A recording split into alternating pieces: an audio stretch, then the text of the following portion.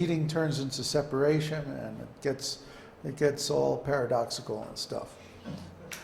I mean, huh?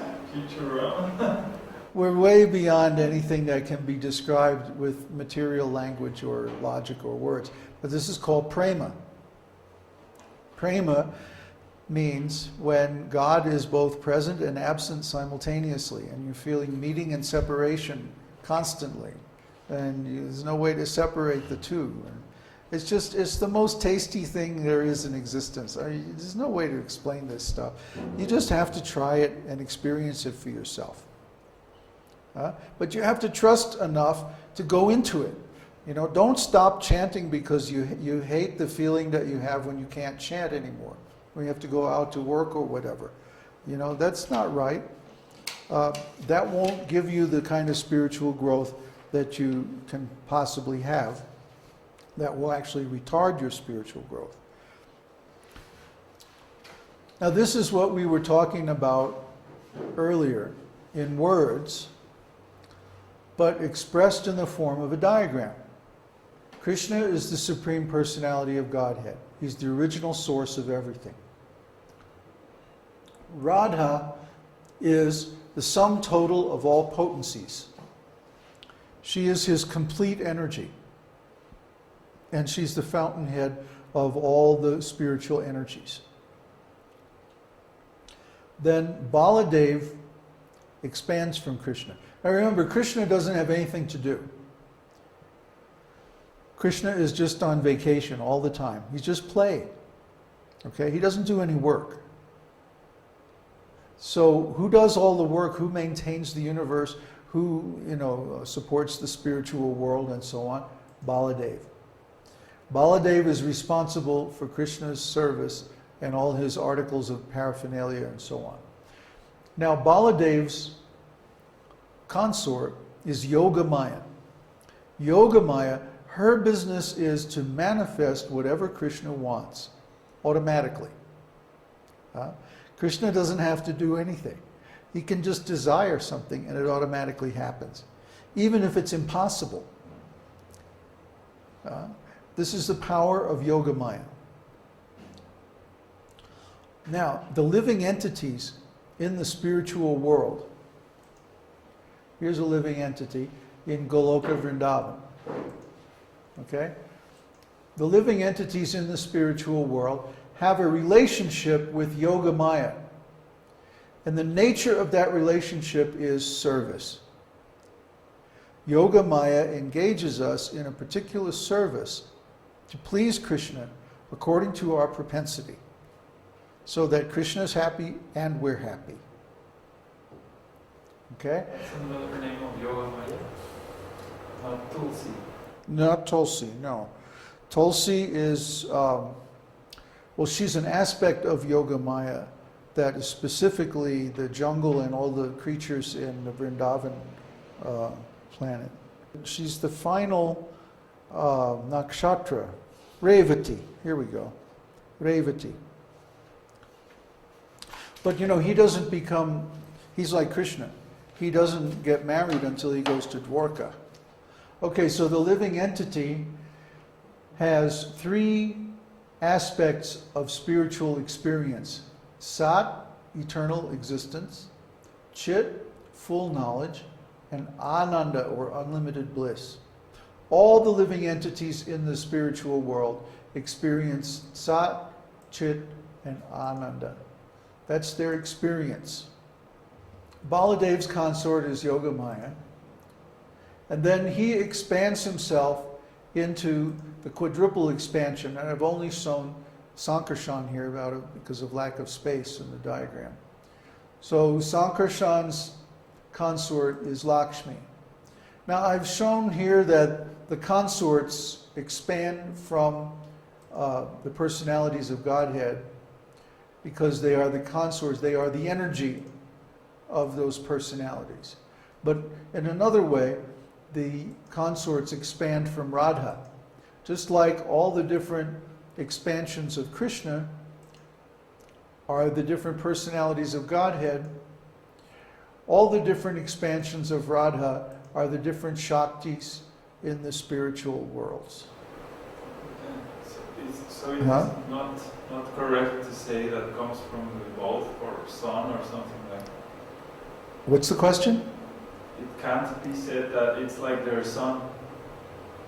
Son? Uh, What son? Well, male and female, and we see in this world, male and female unite to have a son. Oh, no, because in the spiritual world, his question is it like Radha and Krishna's son is Baladev or something like that? Or Baladev and Yogamaya's son is Sankar? No, that's not the correct understanding. That's why I drew it like this. Because in the spiritual world, you don't require copulation to reproduce. It's just a matter of will. Prabhupada said one time that if you want to have a child in the spiritual world, that a lotus flower grows from your navel and then the child is born in the lotus flower. You don't need a wife or anything like that. So, Just that we see it in this world, and the male and female principle and all that stuff. male and female principle is there in the spiritual world. But still no. But the idea is different. Because, for example, Krishna's mother and father are devotees, his servants. But they serve him as mother and father. It's different from here. And then when Krishna wants to expand, he simply wills it, and he expands into so many forms. Baladev expands from Krishna to satisfy Krishna's desires. See, Krishna wants certain kinds of service, so Balaram expands, and he performs that service and delivers it to Krishna. That's their relationship. That's why Baladev is called the Supreme Personality of Servitor Godhead. And actually, all the expansions of the Lord are servants of Krishna. They perform a service for Krishna.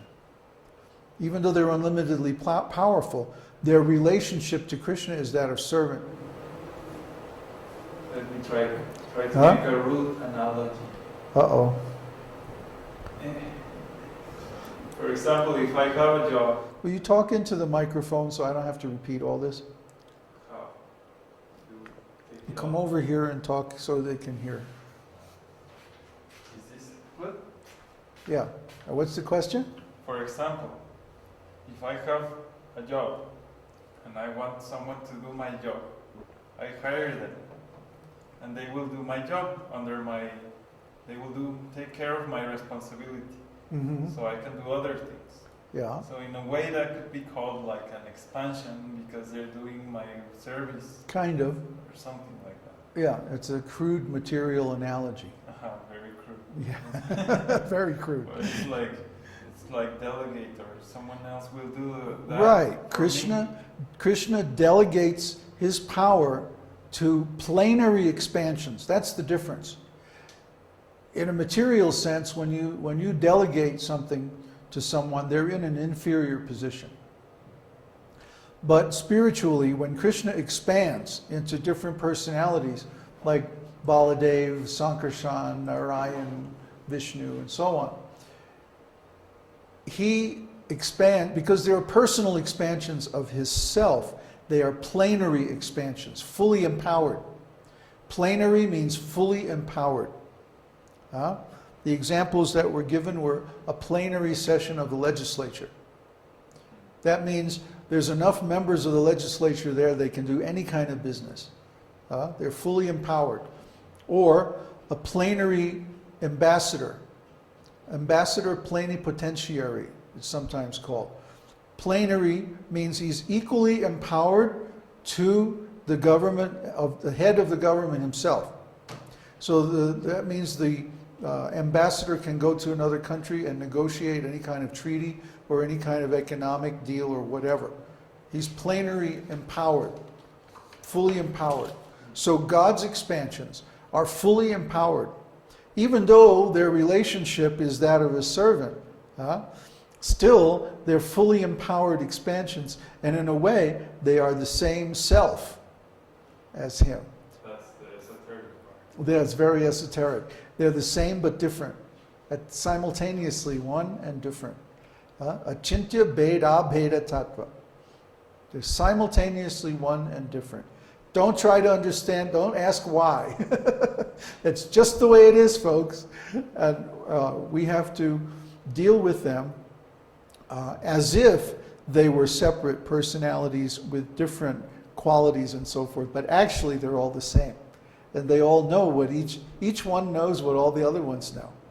It's crazy, huh? Okay, you had another question? It was related. The only difference is that they are the same person. Because if I hire someone and I give them a letter, you can do anything in the position you are, and it's like if it was me. Right. Just like if a person has a lawyer. If a person has a lawyer and they empower that lawyer to represent them, then the lawyer can make any kind of a deal on behalf of that person. So it's like that. The different personalities of Godhead